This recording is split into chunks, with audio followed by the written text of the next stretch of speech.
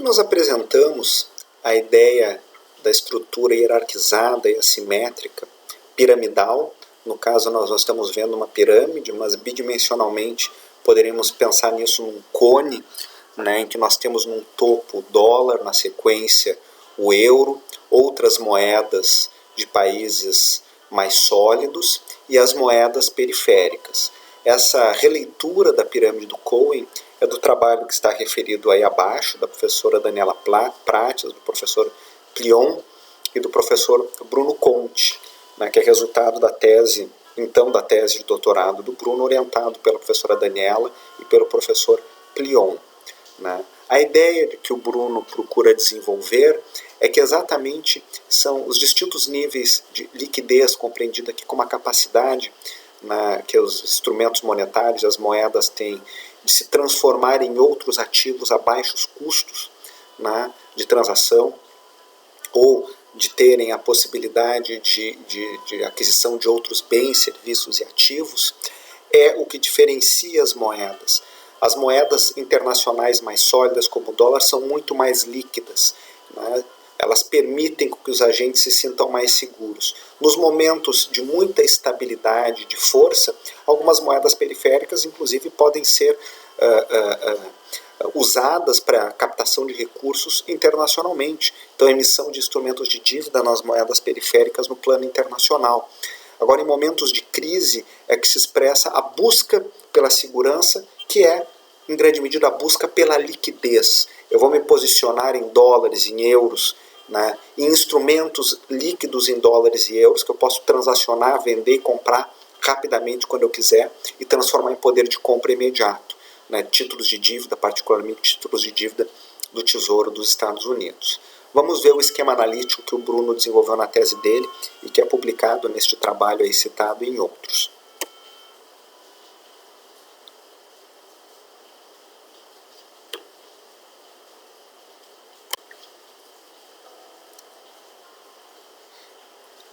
Então, a liquidez, se eu estou olhando no esquema 1, no âmbito estritamente nacional, se expressa quando eu vou converter um ativo, um CDB, um título de dívida, um instrumento mais longo, em algo que é poder de compra imediato, que é o depósito que eu tenho na conta corrente, é uma moeda física. Então, quanto mais próximo do poder imediato de liberação de contratos, que é ter a moeda em cash na mão ou depositada num banco podendo ser transferida, tanto mais líquido é o instrumento. Eu posso ter ativos pouco líquidos, inclusive ativos não monetários. Eu tenho um terreno, eu tenho uma fábrica, eu preciso vender isso demora tempo, eu tenho custos para transformar em poder de compra imediato. No esquema 2, nós observamos isso no plano internacional. Então, essa capacidade de transformar em poder de compra imediato no plano internacional é distinto entre as distintas moedas. O real tem uma, o peso mexicano ou argentino tem outra, e o dólar é que tem a capacidade por excelência. Então, a fuga para a liquidez no plano doméstico é a partir de ativos menos líquidos em direção à moeda, e no plano internacional de moedas menos líquidas para aquelas moedas mais líquidas.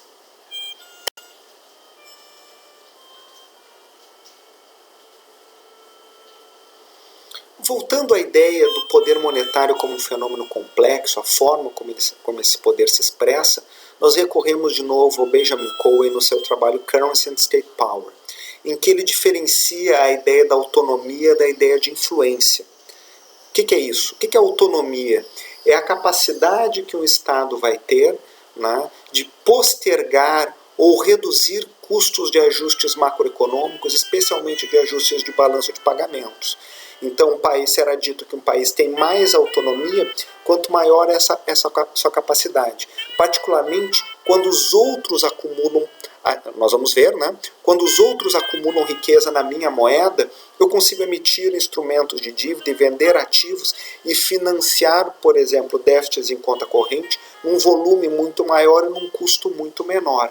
No plano interno, eu também posso emitir dívida, como nós vimos no caso dos Estados Unidos, para financiar a custos muito baixos questões as mais diversas. Eu posso financiar investimentos, eu posso financiar programas sociais, eu posso financiar a reestruturação do meu sistema financeiro depois de uma crise.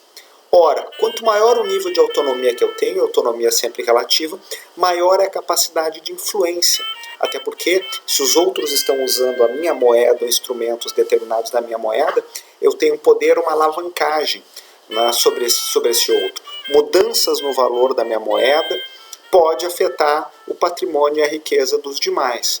Então, essa relação ela é sempre com respeito a outro, seria relacional, um poder relacional, como a Susan Strange nos lembra, mas também está como uma base estrutural sobre regras do jogo criadas em determinados momentos, e do pós-Segunda Guerra Mundial para cá, os Estados Unidos têm tido essa capacidade.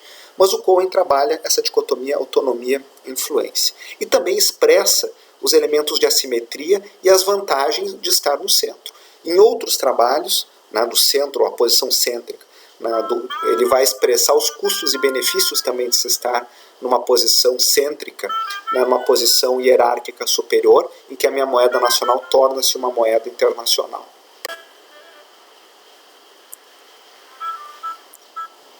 Nesse trabalho, o Cohen procura diferenciar a sua perspectiva do restante da literatura, que ele vai dizer que a boa parte dos especialistas em temas da política internacional associam poder à influência, nos termos do conceito que nós vimos do Robert Dahl, de fazer com que os outros ajam da forma como eu desejo. Mas nas relações monetárias ele enfatiza tem uma segunda dimensão, que é essa dimensão da autonomia, da possibilidade de agir de forma mais livre de restrições externas ou mesmo internas, se eu estou pensando em termos de financiamento no plano fiscal. Então, o poder monetário, na visão do Cohen, tem essa dupla dimensão de autonomia e de influência.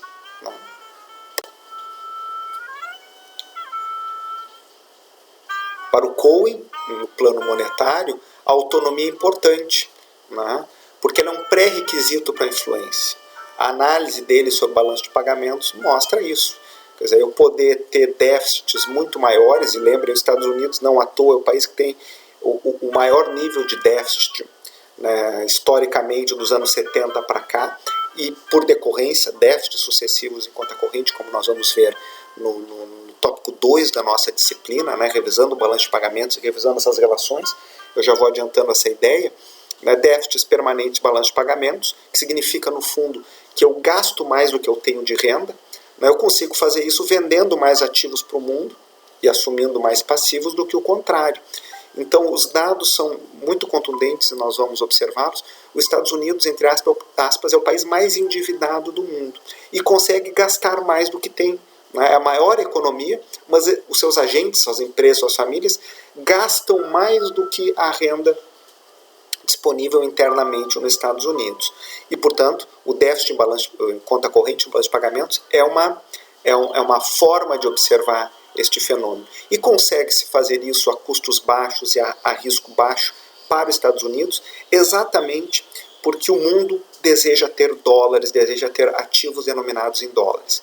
E isso, essa autonomia que se expressa nessa capacidade mais larga de financiamento, ela é algo extremamente importante.